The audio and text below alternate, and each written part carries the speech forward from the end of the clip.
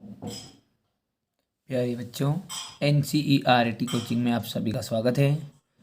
आज का यहाँ वीडियो आपका क्लास 11th और 12th की हिंदी से बनाया जा रहा है। जो आपकी हिंदी की पुस्तक है अभिव्यक्ति और माध्यम, उससे यहाँ वीडियो बनाया जा रहा है। उसका ये पार्ट 1 है। आइए इस देखते हैं आज हम क्या क्या पढ़ेंगे। आज हम संचार और संचार का क्या महत्व होता है और संचार के कौन कौन से तत्व हैं, इसके बारे में आज हम अध्ययन करेंगे। आइए सबसे पहले देखते हैं संचार किसे कहते हैं। देखिए, संचार शब्द की जो उत्पत्ति है वो चर धातु से हुई है। कौन सी धातु से हुई है? चर। और इस चर धातु का अर्थ होता है चलना या फिर एक स्थान से दूसरे स्थान तक पहुंचना। अर्थात हम संचार इसे कह सकते हैं कि जब दो या दो से अधिक व्यक्तियों के बीच में भावनाओं, सूचनाओं और विचारों का जो आदान प्रदान होता है उसी को हम क्या कहते हैं? संचार कहते हैं। फिर से एक बार और रिपीट कर रहे हैं कि जब दो या दो से अधिक व्यक्तियों के बीच सूचनाओं, विचारों और भावनाओं का आदान प्रदान होता है उसे ही हम संचार कहते हैं। ठीक है। या फिर आप इस संचार की डेफिनेशन इस तरह से भी दे सकते हैं। देखिए कि सूचनाओं, विचारों और भावनाओं को लिखित, मौखिक या दृश्य या फिर कौन सा श्रव्य माध्यमों के जरिए सफलतापूर्वक एक स्थान से दूसरी जगह पर भेजना संचार कहलाता है। तो ये आप इसकी ये डेफिनेशन भी लिख सकते हैं और आप चाहे तो ये मैंने डेफिनेशन जो बताई वो भी लिख सकते हैं, जैसा आपको जब में उचित ये लिखिएगा। आप यहाँ से स्क्रीनशॉट ले लीजिएगा। देखिए संचार क्या है कि संचार शब्द की उत्पत्ति चर धातु से हुई है, जिसका अर्थ होता है चलना या एक स्थान से दूसरे स्थान तक पहुँचना। अर्थात दो या दो से अधिक व्यक्तियों के बीच जो सूचनाओं, विचारों और भावनाओं का आदान प्रदान होता है उसे ही संचार कहते हैं। एक प्रश्न आपका यहाँ सही विकल्पों में आ भी सकता है। ये देख लीजिए कि जो मशहूर संचार शास्त्री है कौन? विल्बर श्रैम। इनके अनुसार जो संचार है वो क्या है? अनुभवों की साझेदारी है। अनुभवों की साझेदारी। ठीक है। और ये नोट भी कर लीजिएगा आप कि संचार सिर्फ दो या दो से अधिक व्यक्तियों तक सीमित नई परिघटना ही नहीं है। संचार में हजारों, लाखों लोगों के बीच होने वाले जनसंचार तक को शामिल किया गया है। मतलब जो संचार है वो केवल दो व्यक्तियों तक ही सीमित नहीं है। कहाँ तक है ये? लाखों लोगों तक, हजारों लाखों लोगों के बीच में होने वाले जनसंचार को भी इसमें शामिल किया गया है। अर्थात हम जब आगे पढ़ेंगे तो हम देखेंगे संचार के प्रकार। तो संचार के प्रकार में जनसंचार एक क्या है? संचार का प्रकार ही आएगा। वास्तव में क्या है? संचार जो है जीवन की निशानी। जीवन की निशानी किस प्रकार कहेंगे तो आप आगे देख लीजिए कि मनुष्य जब जीवित होता है या जब तक जीवित रहता है, जब तक वह संचार करता रहता है। यहाँ तक कि जो छोटा सा बच्चा होता है नहीं, वो भी संचार के बिना जीवित नहीं रह सकता। अर्थात वहाँ रोकर या चिल्लाकर अपनी माँ को का ध्यान अपनी ओर खींचता है। तो ये कुछ नोट करने लायक महत्वपूर्ण बिंदु थे, इनको आप अच्छे से नोट कर लीजिएगा स्क्रीनशॉट लेकर। यहाँ तक हमने केवल दो चीज़ें सीखी है कि संचार किसे कहते हैं और मशहूर संचार शास्त्री के अनुसार जो संचार है वो अनुभवों की साझेदारी है। देखिए आप इसका स्क्रीनशॉट ले लीजिए और पढ़ लीजिएगा आप इसे। ठीक है। इसके बाद में आप यहाँ से इसका स्क्रीनशॉट ले लीजिए और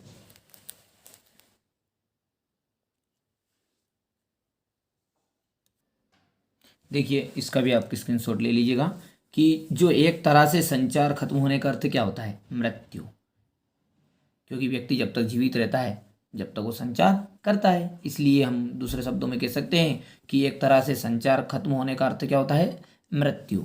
और वैसे तो प्रकृति में सभी जीव संचार करते रहते हैं, लेकिन जो मनुष्य है उसकी जो संचार करने की क्षमता होती है और कौशल होता है वो सबसे बेहतर होता है। ठीक है, अब आइए देखते हैं हम संचार का महत्व। तो संचार का महत्व चूंकि हमने परिभाषा में पढ़ा है कि जो दो या दो से अधिक व्यक्ति है उनके बीच में भावनाओं, विचारों और सूचनाओं का जो आदान प्रदान होता है उसी को क्या कहते हैं हम, संचार कहते हैं। तो इसी कारण से जो संचार का महत्व है वो पहला संचार का महत्व यही है कि संचार के कारण हम परिवार और समाज में हम संबंध स्थापित कर पाते हैं। क्योंकि संचार करेंगे, यदि भावनाओं और विचारों का आदान प्रदान हम नहीं कर पाएंगे तो हमारा संबंध कैसे स्थापित होगा। तो इसलिए पहला पॉइंट हो जाएगा आपका कि संचार के कारण परिवार और समाज में हम संबंध स्थापित कर पाते हैं। दूसरी कि जो हमारी रोजमर्रा मतलब होता है दैनिक जीवन, जो हमारे दैनिक जीवन की जो ज़रूरत है उनको भी हम संचार के द्वारा ही पूरी की जा सकती है। और संचार हमें क्या करता है, एक दूसरों से जोड़ता है। ठीक है, और जो संचार की प्रक्रिया है उसका मैंने यहाँ पे एक वर्ड बताया अभी आपको कि एक तरह से संचार खत्म होने का क्या अर्थ होता है, मृत्यु। अर्थात जो संचार की प्रक्रिया है वो जीवन पर्यंत चलती रहती है। तो महत्व हो गया आपका संचार का महत्व। नंबर 1 पे क्या क्या था, संचार के कारण हम परिवार और समाज में संबंध स्थापित कर पाते हैं। नंबर 2, संचार के द्वारा हम हमारे दैनिक जीवन की ज़रूरतों को पूरा कर सकते हैं। और नंबर 3 है, संचार हमें एक दूसरे से जोड़ता है और संचार की जो प्रक्रिया है वो जीवन पर्यंत चलती रहती है। तो आप अब इसका अच्छे से स्क्रीनशॉट ले लीजिएगा यहाँ से। ठीक है, और ये ठीक है, और आगे ऐसे तो हम लाइव का प्रश्न पढ़ेंगे, आगे जाकर आपका आएगा। पर एक बार फिर भी देख लीजिए कि लाइव किसे कहते हैं कि किसी घटना का घटना स्थल से सीधा प्रसारण क्या कहलाता है, लाइव कहलाता है। जैसे लाइव टेलीकास्ट होता नहीं टीवी में, लाइव चल रहा है तो मतलब कोई भी जैसी घटना है और उसका वो जो जहाँ भी घटना हो रही है उस स्थल से या स्थान से जो सीधा प्रसारण करे उसी को कहते हैं लाइव। आइए अब हम देखते हैं संचार के तत्व। ठीक है, आप एक एक करके स्क्रीनशॉट ले लीजिएगा तो और अपनी कॉपी में नोट करते जाइएगा। देखिए अब देखते हैं हम संचार के तत्व। तो संचार का जो सबसे पहला तत्व होता है वो होता है संचारक। क्या है पहला तत्व, संचारक। और इसका दूसरा नाम हम बोल सकते हैं स्रोत या स्रोत। ठीक है, दूसरा जो है आपका वो है कूटीकृत।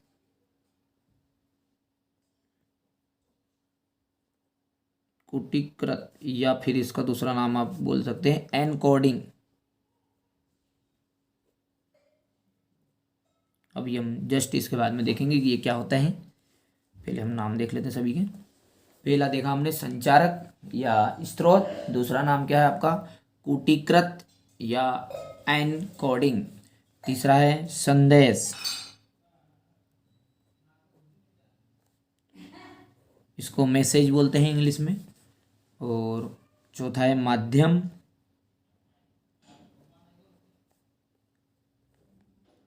पांचवा है आपका डिकोडिंग,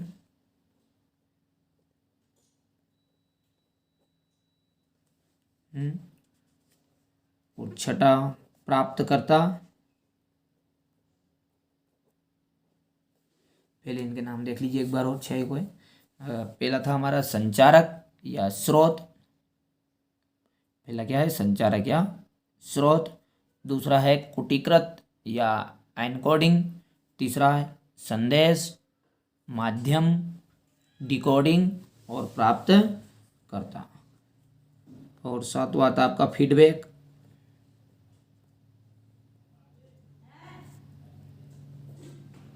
और आठवां है शोर।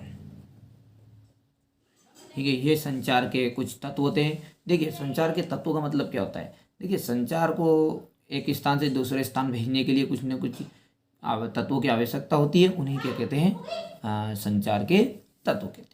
यदि डेफिनेशन पूछ ले संचार के तत्व किन्हें कहते हैं, तो संचार को एक स्थान से या सूचनाओं को या हमारे भावनाओं को एक स्थान से दूसरे स्थान तक भेजने के लिए कुछ तत्वों की आवश्यकता होती है, कुछ कारकों की आवश्यकता होती है, उन्हीं क्या कहते हैं, संचार के तत्व कहते हैं। अब देख लेते हैं, पहला देखते हैं हम संचारक या स्रोत। देखिए नाम हेडिंग में ही छिपा है, उसका अर्थ है स्रोत किसे बोलेंगे, संचार का जो संचार की प्रक्रिया को प्रारंभ करे।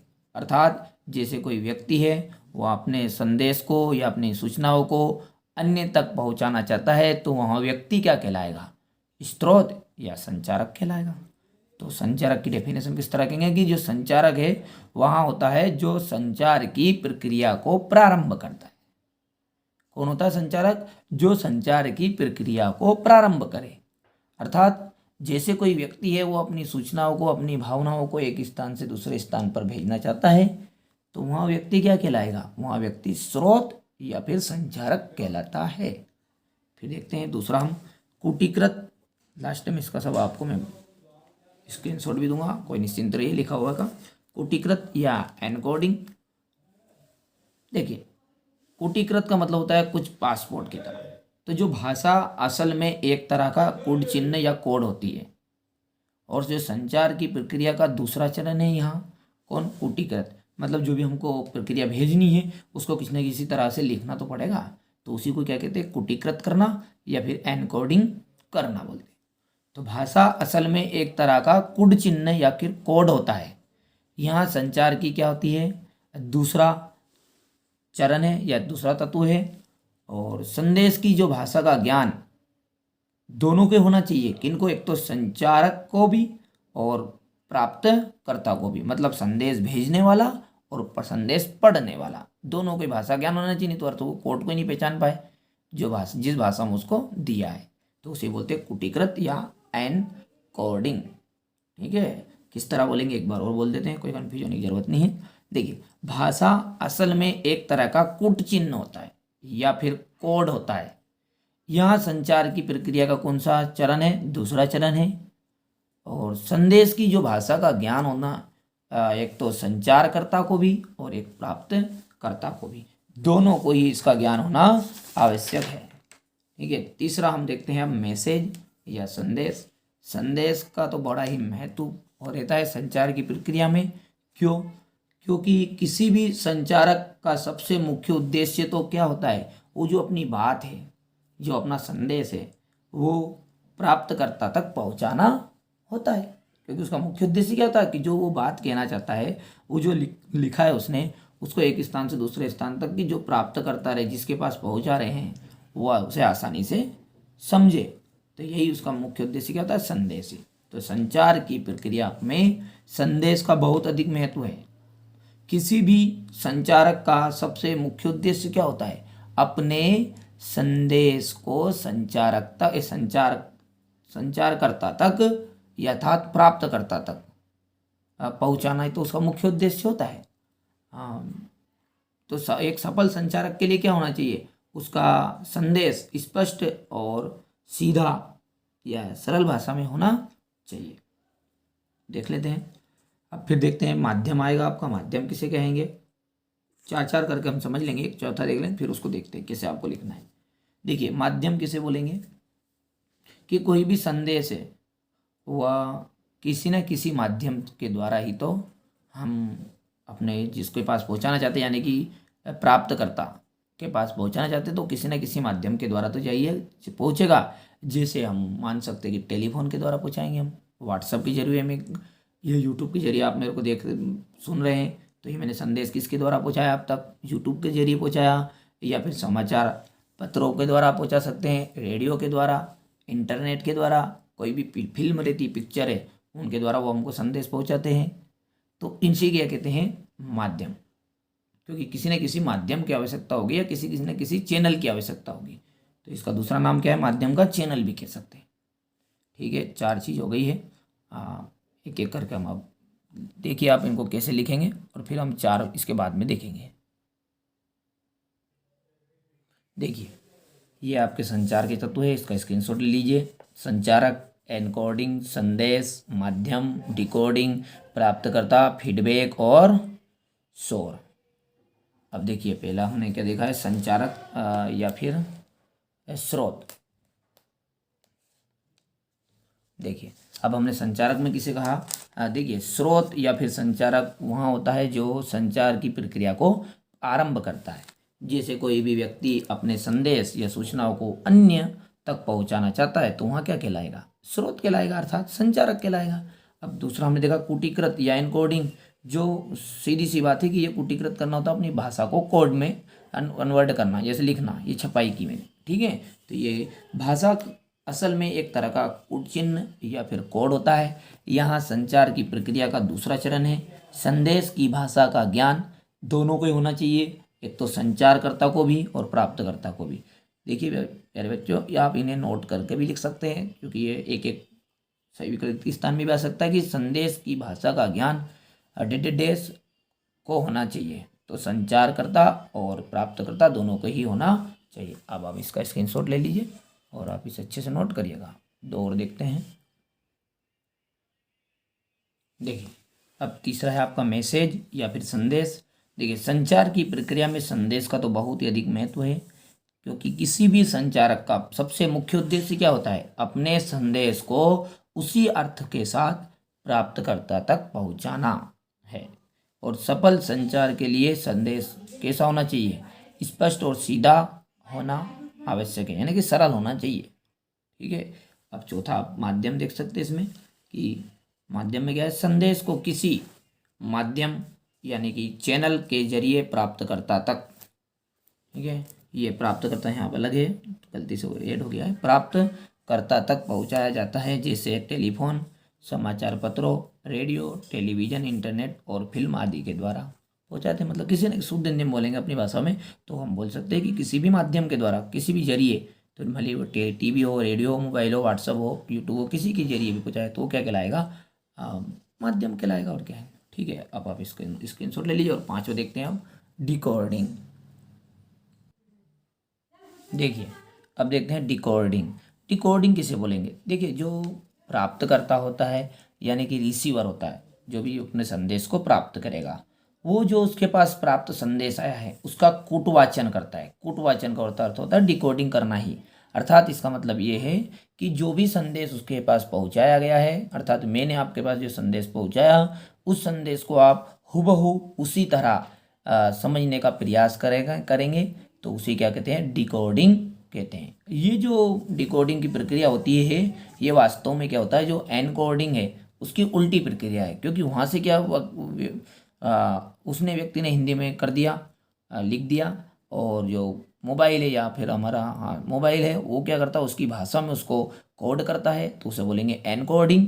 और वही का वही संदेश जब हमारे पास पहुंचा तो मोबाइल के अंदर का जो सॉफ्टवेयर है उसे क्या कर देता है, डिकोडिंग करता है, जिसके कारण हम हुबहू जो संदेश व्यक्ति ने वहाँ लिखा था वही व्यक्ति हमारी स्क्रीन पर दिखता है। अर्थात जो हमें मैसेज दिखाई देता है, अर्थात ये जो मैंने यहाँ से लिखा दिखा रहा हूँ ये आपको ऐसा ऐसा दिखाई दे रहा है, इसका मतलब ये है कि ये डिकोडिंग आपके मोबाइल ने इसको डिकोडिंग कर दिया है। अर्थात इस संदेश को उसी तरह जैसा है उसी तरह उसे समझाने का आपको प्रयास कर दिया है, ठीक है। तो ये देखिए प्राप्तकर्ता प्राप्त संदेश का कूटवाचन यानी उसकी डिकोडिंग करता है। डिकोडिंग का जो अर्थ होता है वो होता है प्राप्त संदेश का निहित अर्थ समझाने की कोशिश।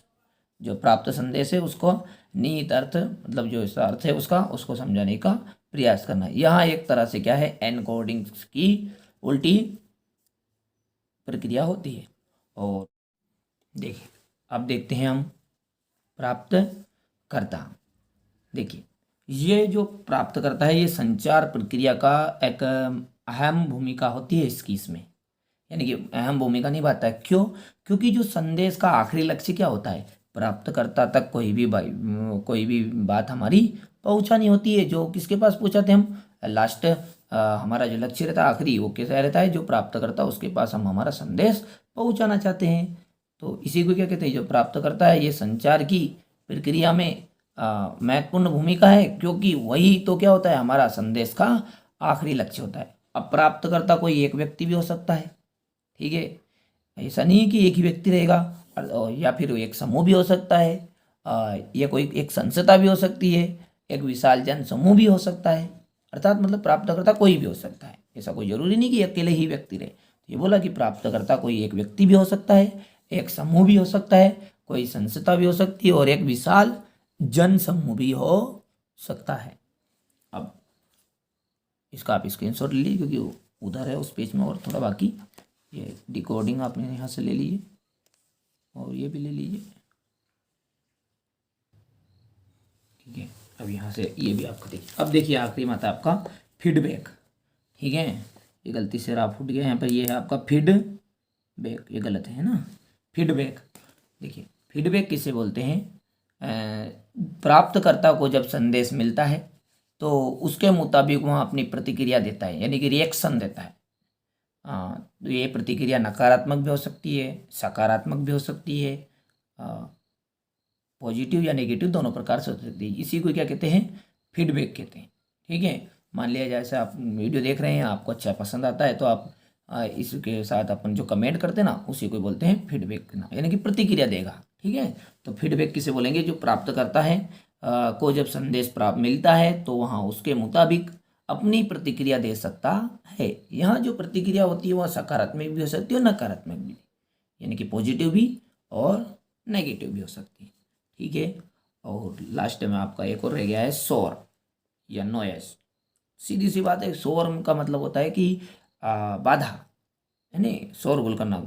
तो जो वास्तविक जीवन में जो हमारी रियल लाइफ है उसमें संचार की जो प्रक्रिया इतनी सुचारू रूप से थोड़ी चलती है जैसे अपन किताबों में पढ़ रहे हैं इस प्रकार, और इसमें कुछ ना कुछ तकलीफें तो आएगी, बाधाएं आएगी, और उन बाधाओं को क्या कहते हैं? शोर कहते हैं। तो वास्तविक जीवन में यानी रियल लाइफ में संचार की जो प्रक्रिया है इतनी सुचारू रूप से नहीं चलती, उसमें कई बाधाएं भी आती है। इन बाधाओं को क्या कहते हैं? शोर कहते हैं। और दूसरे शब्दों में आप छोटी सी भाषा में लिखना चाहते तब लिख सकते, कोई जरूरी नहीं है लिखें आप, कि संचार की प्रक्रिया में आने वाली बाधाओं को ही क्या कहते हैं? शोर कहते हैं। तो ये प्यारे बच्चों आपका यहाँ तक मैंने कराया है कि संचार के तत्व तक, लास्ट तक। अब आप इसे अच्छे से नोट कर कर अपनी कॉपी में लिख लीजिए और अच्छे से, ये पार्ट 1 है और पार्ट 2 में हम संचार के कार्य और उसके महत्व और इसके प्रकार, इनके बारे में आगे अध्ययन करेंगे। तो जब तक आप अच्छे से इन्हें कंप्लीट करिए और एक कॉपी में लिख लीजिए, ठीक है। तो मिलते हैं अगले वीडियो में।